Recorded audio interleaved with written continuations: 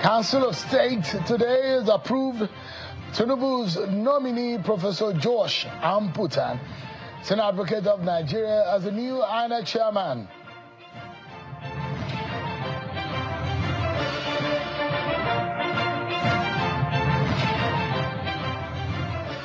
And Nigeria rejects U.S. Christian genocide report, calls them misleading, and the Senate delegation to meet U.S. lawmakers over religious framing of violence.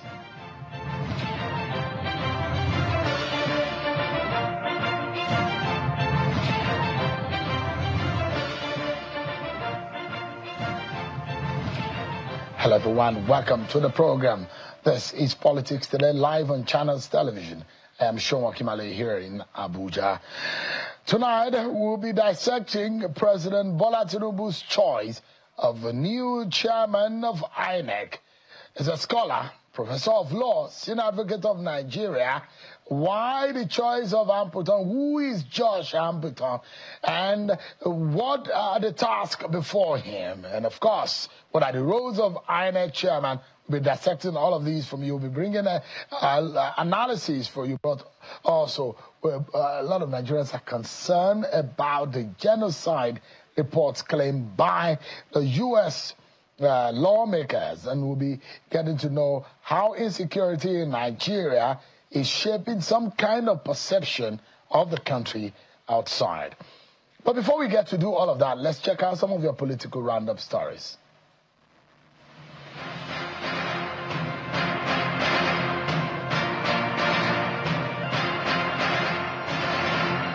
The National Council of States approved the nomination of Professor Josh Amupitan, SAN, from the North Central as the new chairman of the Independent National Electoral Commission, INEC. President Bola Ahmed Tinubu presented Amupitan as the nominee to fill the vacant position following Professor Mahmoud Yakubu's exit.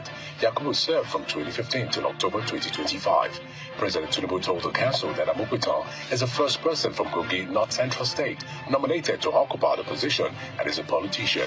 In compliance with the Constitution, President Tinubu will now send Amupitan's name to the Senate for screening. Meanwhile, the Senate has resolved to engage with the United States Congress to address and counter what is described as misleading narratives portraying the country's security challenge as a Christian genocide. The decision followed a motion raised by Senator Alin Dume, which sparked a broader debate among lawmakers on the international perception of Nigeria's international security issues. The motion came in response to recent discussions in the U.S. Senate and Congress and caused by some advocacy groups to label Nigeria a country of particular concern over alleged religious persecution. Senate President Godswill Akpabio mooted the idea that an ad hoc committee will be set up to visit the United States and directly engage with American lawmakers to clarify the situation. Justice Marianne Aneni of the Federal Capital Territory High Court has adjourned hearing in the alleged money laundering case instituted against the immediate past governor of Kogi State, Yahaya Bello, to November 12 after the EFCC called a sixth witness. At the resumed hearing, prosecution first called its fifth witness, Victoria Oluwafemi, a compliance officer with Polaris Bank. The witness told the court that the total credit to the account in question, which came from different senders, added that the transfer from the account were in multiples of 10 million naira. She said the total credit in November 2021 was 450 million naira. Renowned Nigerian statesman Dr. Christopher Kolade has died at the age of 93. His family announced this in a statement. The statement said the late broadcaster died peacefully on Wednesday, October 8, 2025. Born on December 28, 1932 in Erioke, Osun State, Dr. Kolade had a distinguished career as a diplomat, academic, advocate for integrity and corporate governance, among other things.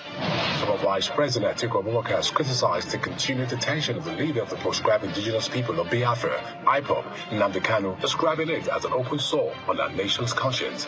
Atiku called for Kanu's immediate release, insisting that his prolonged detention represents a grave violation of the rule of law. After years of waiting, 1,198 former councillors who served between 2018 and 2020 have now received their severance and gratuity packages.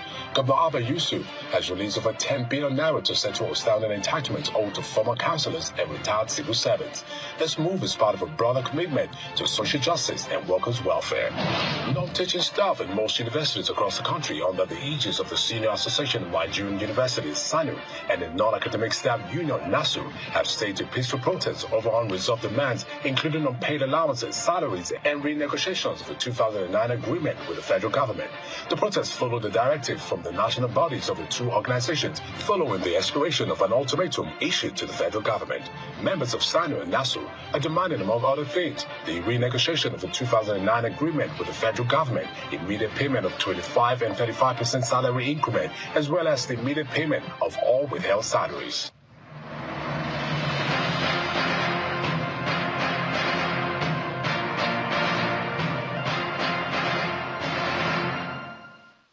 Thank you so much. There you have it. You've been served with your political roundup stories. Let's begin now, tonight. First, with your biggest story of the day. It was the National Council of State today at a presidential villa after their meeting.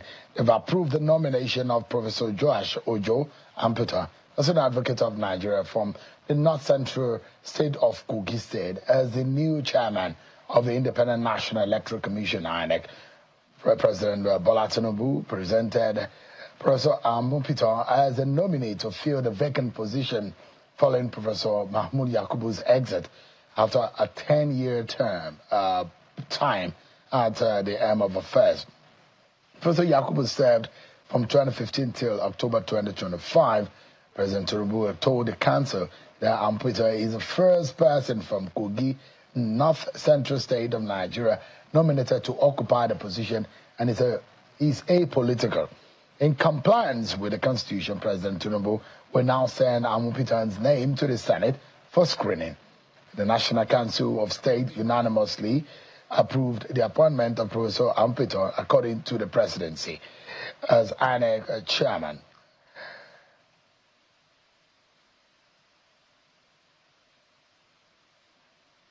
There are big questions, and first is, who is Professor Joash Ojo Amupitan? I've already told you that he's from Kogi State in North Central Nigeria. The man you see on your screen, if everything goes well, it will be screened by the Senate. After the president passes on his name for screening, his nomination will be scrutinized by the National Assembly. If it scales through, it will then become INEC chairman. He's a senior advocate of Nigeria, meaning that he's gotten the highest honor as a lawyer in Nigeria. As a member of the inner bar, he's a professor of law who's had all his degrees from the University of Jos in Plateau State, where he is grown not only to be a reader around 2003 to become a professor in 2018. Professor Joash Amupitan has been practicing law, litigation, and also being a scholar and academic. But the big question here is, what are the tasks before this man if he gets the job? There are a lot of them. Elections are queuing up for him and ahead of his resumption or assumption of office. Elections are there, issues relating to the administration of the electoral body.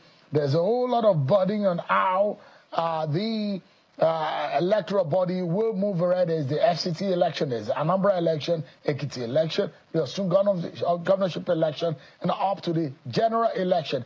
Those are going to be the immediate thinking on the minds of the new man at the helm of affairs. And beyond that, electoral reforms are going to be a major and critical issue, and how it will not be internally sabotaged by the staff and those who work with INEC. But according to the Nigerian Constitution, what is the role of an INEC chairman? How important, actually, is the role of INEC chairman? Take a look at your screen right there on what the Constitution stipulates as the role of an INEC chairman. Of course, the Constitution stipulates that an INEC chairman will be saddled with responsibility for regular elections, conducting of regular elections.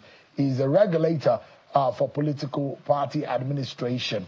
And of course, monitor political parties and their activities, arrange for registration of voters and maintain the voters register, conduct elections into local government council in the FCT, represent INEC before the National Assembly, judiciary, and the public, organize, undertake, and supervise federal and state elections, regulate the conduct of political parties. These are some among several others that the Constitution stipulates for the INEC chairman to undertake. Let's get a quick insight into the task before this man and the nomination from the president is the biggest story, politically speaking, in Nigeria today. Tonight, I'm being joined by Dr. Mohammed Mustafa Lekki, a former INEC National Commissioner. Is the chairman of Health Sector Reform Coalition in Nigeria, coalition of over 150 CSOs, NGOs, and professional associations and development partners in the Nigeria health sector, and is also royalty, the Galadima of Auchi Sekre Kingdom in Edo State. Dr. Lekki, it's good to see you. Thank you so much indeed for joining us tonight. Thank you, Sean. I'm happy to be back with you. I'm happy to be back. I'm happy to be back. Having served at the very highest level on the board of INEC, you have worked closely with, I think, 2 INEC national chairmen. I think you work with Professor Jega and you work with Professor Mahmoud Yakubu. So you understand what it means to govern and administer elections in INEC. Give us an understanding. I don't know how much of Professor Amupitan that you know, but this nomination is coming at the time that Professor Mahmoud Yakubu, whom you work with closely, had exited INEC. Well, how much of a burden is he going to be carrying? Should he be screened into that office? Well, for one thing, it's good to see that the government of His Excellency President Tinubu is moving very promptly to nominate a candidate, to replace Professor Mahmoud. This has not always been the case. There's really quite a bit of a lag time before these sort of things are sorted out. So it's good to see that as Mahmoud is leaving, a professor is coming in. I don't know anything about this professor. I'm just hearing about him for the first time. Both the name and in terms of his pedigree are completely unknown to me. But having said that, yes, it's quite a lot of burden that he's going to inherit. And these are legacy burdens. They are legacy burdens that have been in the space and we have not been able to actually, be able to address successfully. So they remain work in progress. Give us an understanding, the state of INEC right now in terms of reputation and the burden, and there are immediate burden to be delivered to Nigeria, to be lifted, and the task to be delivered to Nigerians. What do you make about the reputation of the commission right now? There is no question that the commission suffered a great deal of reputational deficit and damage, coming from the last election because of the way the coalition and declaration was handled. It was all over in the space, and so a self-inflicted injury, which was clearly avoidable and that lingered on, that was not addressed very promptly, by the outgoing administration or the administrator, himself. So that reputation is out there. Reputation is very important for any electoral process. And people decide whether or not they are going to accept or not accept. It can trigger a whole lot of, consequences, some of which may be unsavory, because people would behave at the level of emotion and they can take matters to their hand, which may just result in violence and unpleasant, outcome. So reputation is bad. From the last election. It's not the election. It was not a bad election. The outcome that came out, I believe, was as a result of what actually took place. But the management of it and incidents and action leading to it, were left a lot to be desired. And I think INEC have learned from it, and this new coming professor will inherit that burden, because reputation to me is like number one priority for INEC. You need to have a very high reputation. People to believe elections are believable, and there's confidence, and that can also go along with addressing the issue of litigation across the country because of people's opinion and what is happening reputational-wise. So clearly, that is an issue, and that needs to be done. And we need to wait and see what kind of electoral reforms or body languages and activities or action that the new chairman of the commission will take to address that. That is very important. It's an urgent matter that needs to be addressed because we need to believe in our electoral process. Now, is he a banana peel for this man that is coming into office? Look at the sensitive elections that he's going to immediately be facing. Don't forget also, there are national commissioners whose appointment is going to terminate in the next few weeks. And he's going to also start to learn, and he needs to learn fast. He doesn't have the time to do the learning. And you look at all the gamut of what is on the ground. He needs to now take over and take charge of the approval of political party registration. There's a whole lot of things that will get a lot of political debate, and a lot of Nigerians will be divided around the decisions that are going to be coming out of INEC. Do you see a banana peel in form of decision that will be taken by this man in the coming days? I don't see a banana peel, the way that you are saying it. The guy is not going to slip and fall down. That's not going to happen because we have a very resilient and reasonably robust bureaucracy, behind the INEC as an institution. The directors and institutions are there. They are quite robust, and they have been strengthened over the years. And I want to think that one of the legacies of the when we served under Professor Mahmoud, the outgoing, chairman, is that the bureaucracy was strengthened. People were trained. They were exposed to best practices in electoral processes across the globe of different types. So I think that is still there. A good number of directors and staff that are very committed and well trained and have been exposed, have a lot of experiences are there. So those will carry on. And of course, some of the commissioners, though some of them will be, a few of them, handful might be leaving very soon, they will quickly orient the new, chairman. When we came in, also people hesitated, and then we came in and we hit the roads running, and I went off to do a quick number of, elections within the first 2 months of our taking over, coming into INEC. So if the bureaucracy can sustain that and we succeeded, I don't see there's any fear about the banana peel awaiting the incoming professor. I think he will find a credible, quite resilient staff that will support him to hit the ground running. And the acting chairman right now, the acting chairman right now, Mayor Agbamose, is quite a cerebral person, poised, elegant, and very, meticulous. I think he will handle the situation and orient the new chairman properly. Thank you. The tenure of some INEC National Commissioner early 2006, about 5 of them will be over. Another 5 will be over in 2027. So INEC board is going to be in transition, and a very quick one. And there's a need for the new leadership to get. That's why I said he doesn't have a lot of time to learn. He needs to learn and learn as fast. I do know that Professor Amupitan has also been into litigation, election litigation. I've seen him in court a few times. He's held some election-related matters in court, defending some people in post-election matters. But the big question here is that there are those who believe that there are elements in INEC who are out to rig elections. And they are being instituted into INEC to rig election for politicians.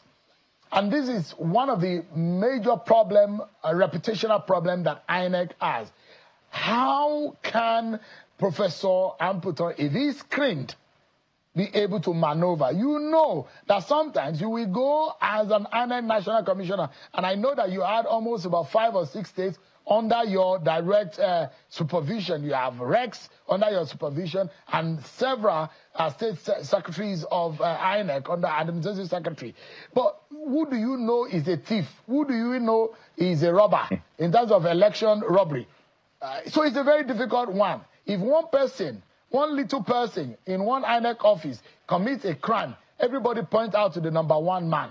This is a major problem. Don't forget, this is a professor that has carried his own reputation over the last few years, becoming a professor since 2018. But now he's going to be dealing with a whole lot of people and carrying the burden of the last person who commits any offense in INEC. How much of a worry does it give you? Well, I think this outgoing chairman has quite a few credits under his belt. One of the issue of discipline and actually bringing to book people who committed various forms of electoral malpractices, whether they are staff of INEC, which some of them have been dismissed, some of them have been jailed, or there are people who were returning officers, some of which have been jailed, which has never been a case in the past. So at least he would take, credit for that.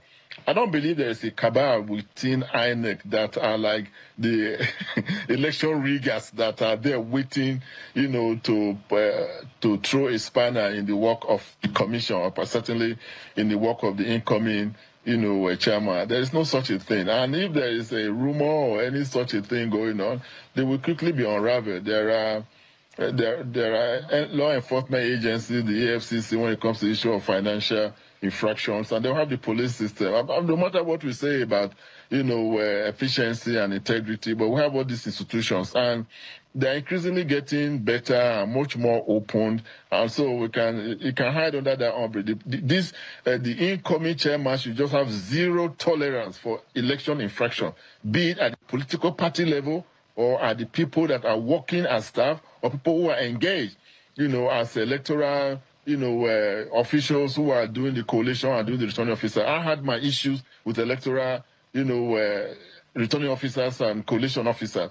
I thought they mess up the elections, in Nigeria. They are the one mostly responsible for the bad reputation of INEC that Nigerians see is going on because of a lot of unavoidable drama when it comes to coalition and declaration, which are clearly avoidable. And I think he needs to pay attention to this thing and decide a different strategy on how do we manage the election proper, coalition and declaration process. That is a sticky, very, terrible aspect of our electoral process. So if he can just zero in on that and take handle of that, take control over it, I think he will go a long way to succeed. Before I allow you to go, Dr. Lekki, I know that you're about 8 hours in time difference from us here. Yes, if you are to warn Professor, do you think that he's going to have any problem in the screening process? No, well, like I said, I don't know him. You just never can say never. I mean, we have seen across the globe, anything can just fly up. Nigeria is becoming increasingly probing in looking at people's background, integrity, and stuff like that. From the little I've read, which is just before this announcement and since the announcement was made, at the National, Economic Council, level, it looks like a very good, man. And some of us who are still active and particularly at the CSO level will be very happy to work with him. And so I don't see any problem. I think he will sail through very quickly.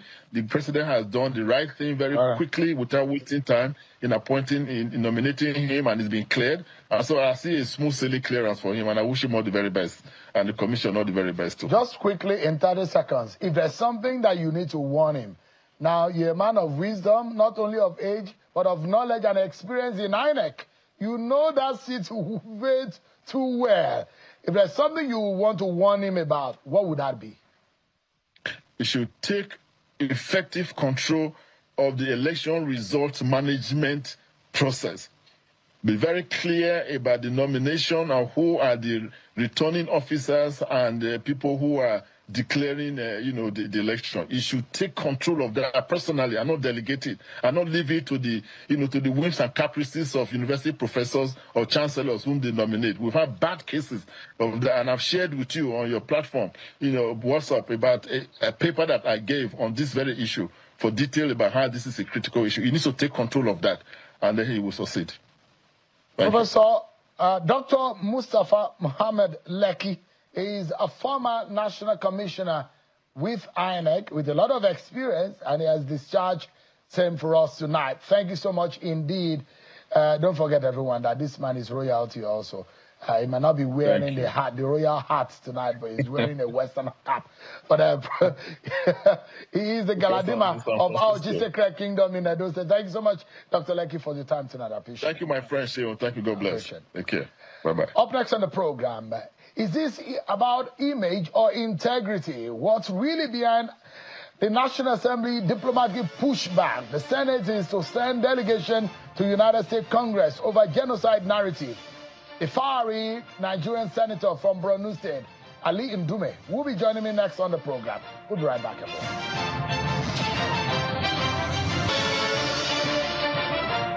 Thank you so much, everyone, for for staying with us. Now, there is a political pushback with international implications coming from Abuja.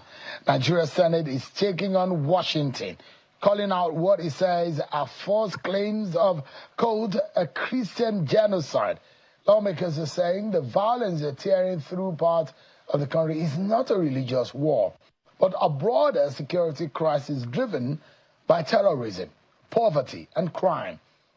The Senate now plans to send a delegation to the United States Congress to tell Nigeria's side of the story head on. But can this diplomatic counteroffensive change the global narrative, or is the damage already done? The Senate president have to react into lawmakers speaking from the floor. Let me allow you to hear just a few seconds of what the plan of the National Assembly is on that matter. Is also capable of affecting the dignity of Nigerians wherever they go to. Therefore, we must have a strategy to approach this issue.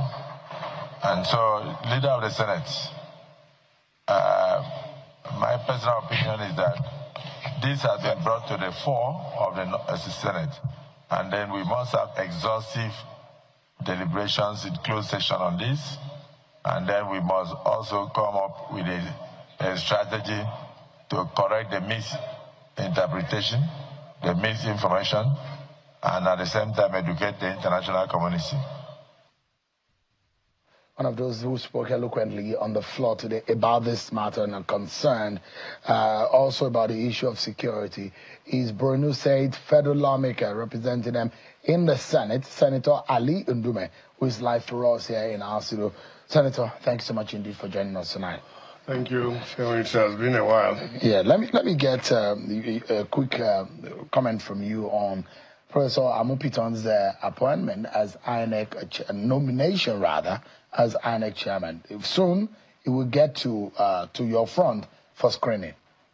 Yeah, as the professor from INEC, Mustafa, as you spoke with just now, I don't know much about him. And I know that you'll ask me. So on my way coming, I asked some of my friends to tell me a little bit about it. But in summary, his colleague, I won't mention his name, who was with him in University of Jos, who has been with him for a very long time, I must say, made a very commendable, he said good things about him, and that he's quite a gentleman. He is from Kogi State.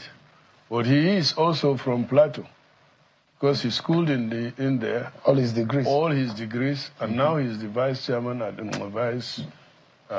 he's a vice chancellor in Jabo. He was a vice chancellor in charge of admin. Yeah, in Jos. Yeah, in Jos now. So normally, when you have people like that from the academic background, and then taking the advice of what Professor Mustafa said, I think he should be able to do. And as for the Senate, normally, we are to do confirmation. So I'm sure before the president nominated him, he must have done some background check on it. Do you think Nigerians trust what you do as a screening these days?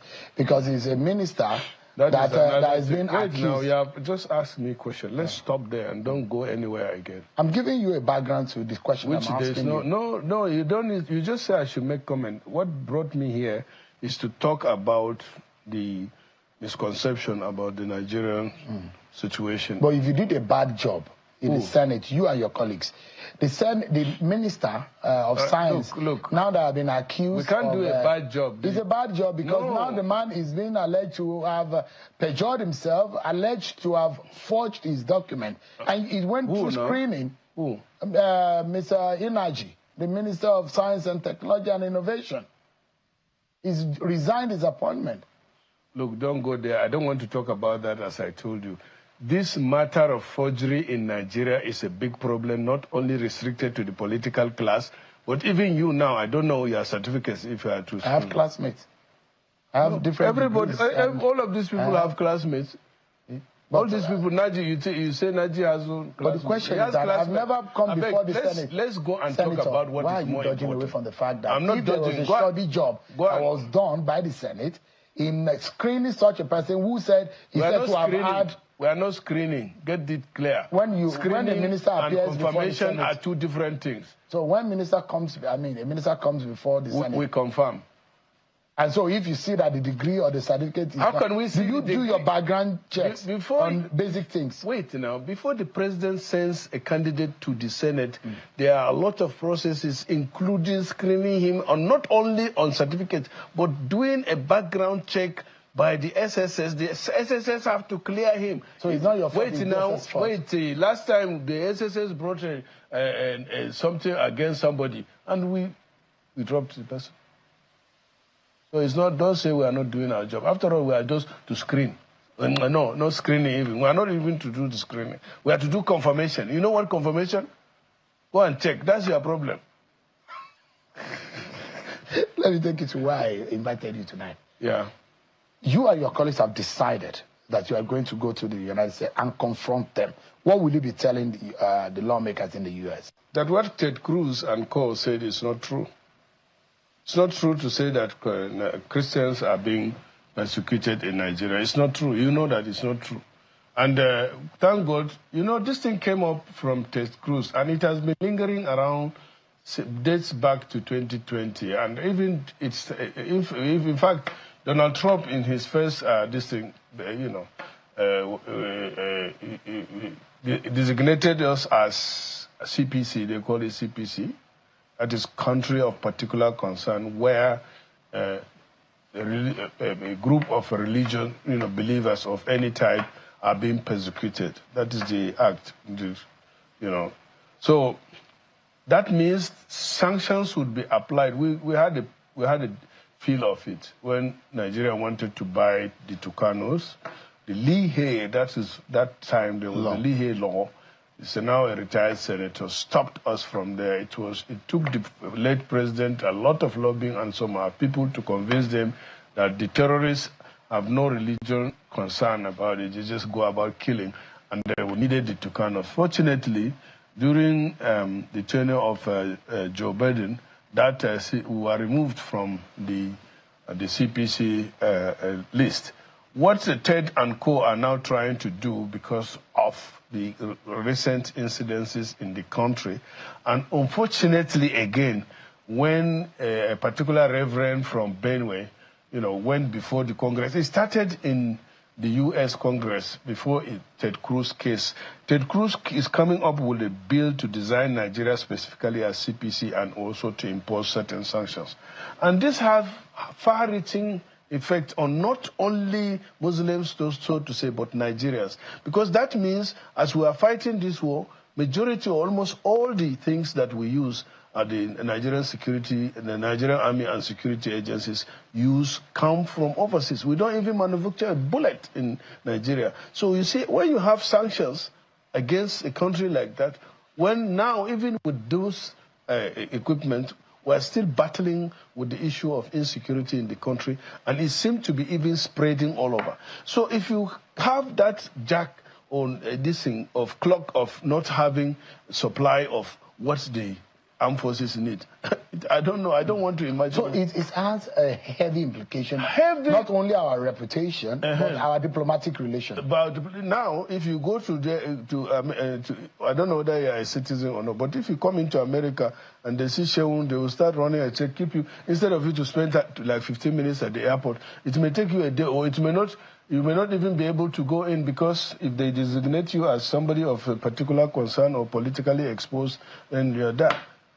Now, and they are calling even sanctions on the government, people in government, and particularly politicians, even businessmen of Nigeria.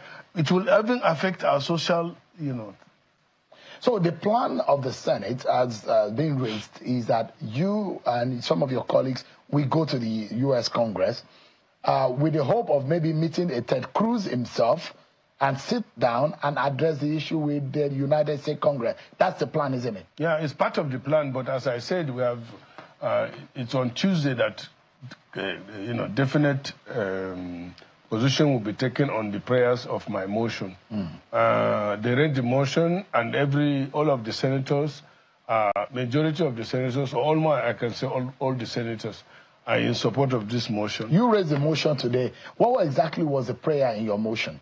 That's what I want to read it out for you here.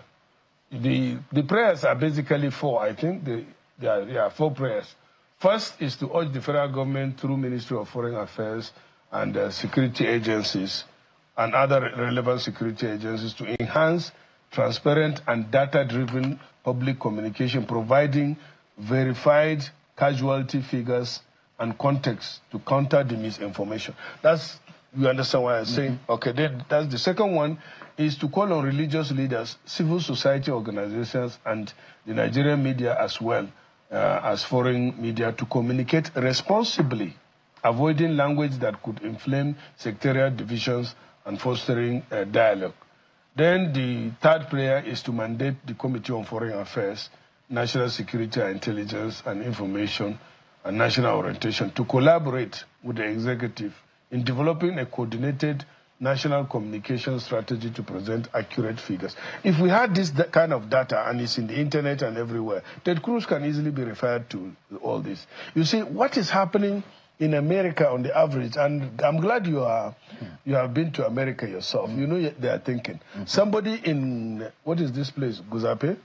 Somebody in Guzape, throughout his life, may never be to go to Gwagwalada. Yeah. So all he does is in Guzape because he has the grocery store, he has everything there. So his thinking is narrowed down.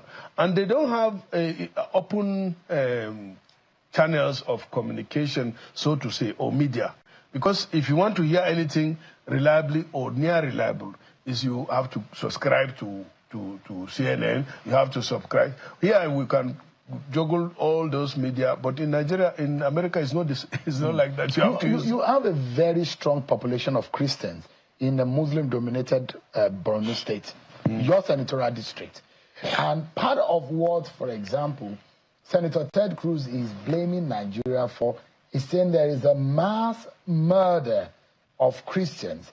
And so there are those who will look at places like Benue and Taraba, in Kwara South now, and those who are largely affected by some of these insurgency or this insecurity situation are in the Christian-dominated population.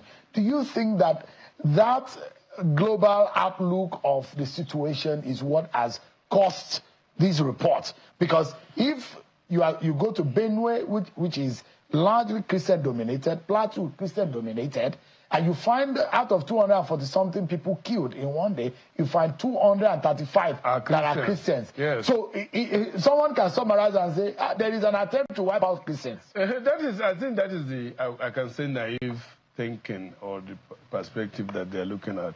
I give you an example. Borno State. It even started there. And it did not start because of religion. The Boko Haram started, when they say Boko Haram, it means Western education is forbidden, whether you are Muslim or you are Christian. You understand? And they go after you. As it is now, I'm speaking to you where I'm from Borno State. The casualties, 80% or more of the people that were affected by Boko Haram are Muslims from Kanuri in that area. Even now, 80% of the areas that have been displaced are the Kanuri areas. I represent Borno South. The Christian-dominated local governments, or so to say, where we have Christians, are about 3 or 4 local governments. You understand? As I'm speaking to you now, so Southern Borno is one of the senatorial district that is least affected by the insurgents. If you go to all the local government in Northern Borno, except these local government capitals, all of the local governments there are displaced. They are in their local government headquarters. Except recently, where the governor, Baba Gana is deliberately and personally, taking interest in resettling some of these people. Even with that, the highest, my local government benefited highest in the resettlement because when he started the resettlement, 12 communities were resettled in my local government. As it is now, up to now, even in his local government, Mafa, I think there are only 2 or 3 settlement villages that he has resettled. So about how many? Getting to 20 local governments that are affected in Northern Borno where they are displaced. Muslim dominated. When Boko Haram was at its peak in 2014 or so, there were 120,000 people, Muslims, that were displaced in the far Cameroon. It was recently when the governor again makes deliberate effort to resettle them, to bring them back, in conjunction with this Ministry of Humanitarian and IOM, that they have reduced the number to 60,000. At the same time, let me give you another example from my own local government, from what we call the Goza East. In the local government, they constitute about 6 wards. 60,000 of them were displaced and they ran away to Cameroon as refugees. Up to now that we are speaking, there's quite a number of them in Minuao, what they call. But the government made effort, and let me also add that even that one, majority are the Christians, but there are still some Muslims in Minuao there. So I'm telling you that this issue of insecurity or terrorism affects everybody. I come from both Christian and Muslim family. You know that my mom is a Christian. My immediate junior sister of the same mother is Diana, and Martina and David and Naomi. Naomi was the one that on her own decided to be a Muslim again. So she became Aisha. This is how we live. Let me give you info. The current president of Kokim in Jos, the current national president of Christian Church of Christ in Nigeria, his name is Amos Mozo. He's from my local government and we are related. Then the deputy chairman of Northern Christian Association of Nigeria, CAN, is Bishop Muhammad Naga. He's my brother. So what are these people that are ignorant? And as you rightly said, if you attack Goza, you are likely to hit on Christians and Muslims. But if you attack Malam Fatori, you just hit on Muslims. So quickly, has anyone been able to reach out to Senator Ted Cruz directly? I'm trying to do or that. Or have a communication with him. I'm trying to do to educate him. Yeah, I'm trying to do that after the Senate decision. But let me take you again. Recently, give me a moment, sir. We need to go on another break. And when we come back, there are concerns also from Kwara State. Yeah, I'm taking you to that. Just give me a moment. Let's take another break and we'll come back and talk about Kwara State. And of course, I'm worried also about the performance of this budget. Has anything really happened on the 2025 budget? We are heading into 2026. What exactly is going on? We'll be right back, everyone.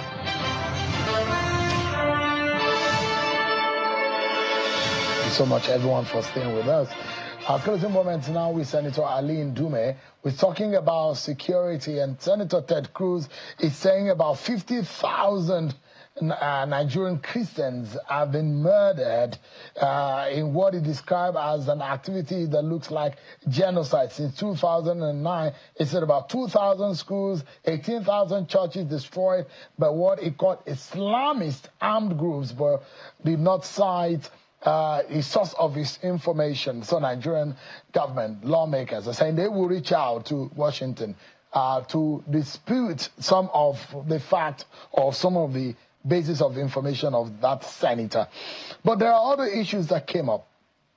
The concern about insecurity in places like Kwara, in the southern part of Kwara, is generating a lot of concern. But how are you and your colleagues, Senator, dealing with that situation, especially coming from Kwara? Kwara has been, guess what Kwara has been called? State of harmony. Oh, what of our own? The state of peace in Borno. But you don't know peace. Yeah, since 2009. It's unfortunate what is happening in Kwara.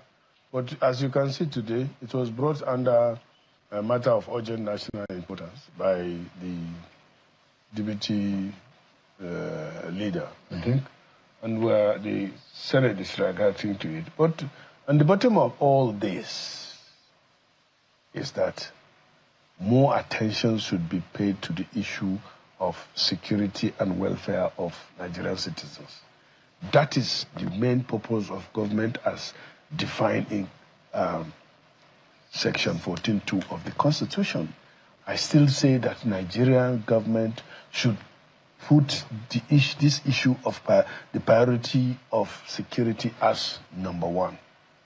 Fortunately, Nigeria is now making more money and the government is, harvesting more revenue.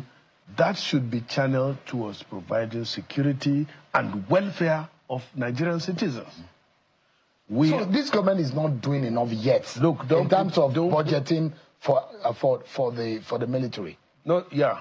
Because you, as the chair of the Committee on the Army, you've always clamored. Yeah, no, it's a reality. Can you believe that the Nigerian soldier, as at, just with the coming of the new crop of the security chiefs, things are improving. During Christopher, this chief of army staff, but before they came in, the salary of a private in the Nigerian army is $32. Is that not ridiculous?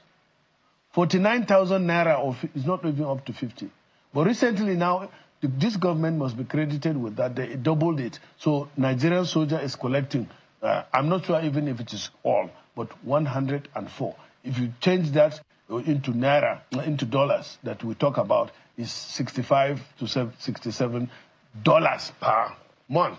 And the United States Army private, as I'm speaking to you, they call them B4. Their entry is, their salary is $2,400 per month. You transfer that, it's so $3 there million. needs to be an attention. No, yes, when you're talking about army, they want them to perform. They are not up to 300,000. The police. And you pay them 50,000, and you expect them to perform. You give them AK-47, and their salary cannot buy them 2 bags of rice. I mean, we are not serious in this matter. Senator, the security of a citizen. Now, if you remove me as a senator or say that you are not going to be paid, but I know that I can sleep with my 2 eyes and drive my car if I decide this night to go to Goza and without fear of any security. I'll prefer that. There is no price for better than security. Senator. And we are complaining about the soldiers. How can you, if you go and see the salary of our soldiers, from major downward, you pity them. Senator, we need to close quickly, but there is one important thing I'd like you to touch on. And we are asking, there might be an appropriation, amendment to the appropriation of 2025, but there is a concern about the performance of the 2025 budget. Just in 30 seconds. Are you worried about that? Very worried. In fact, I'm worried about many things, especially about appropriation. And especially when, you can see that I get sometimes angry. It's just sometimes emotional about this. When they brought the budget, they were hurrying us up to pass it. We passed the budget.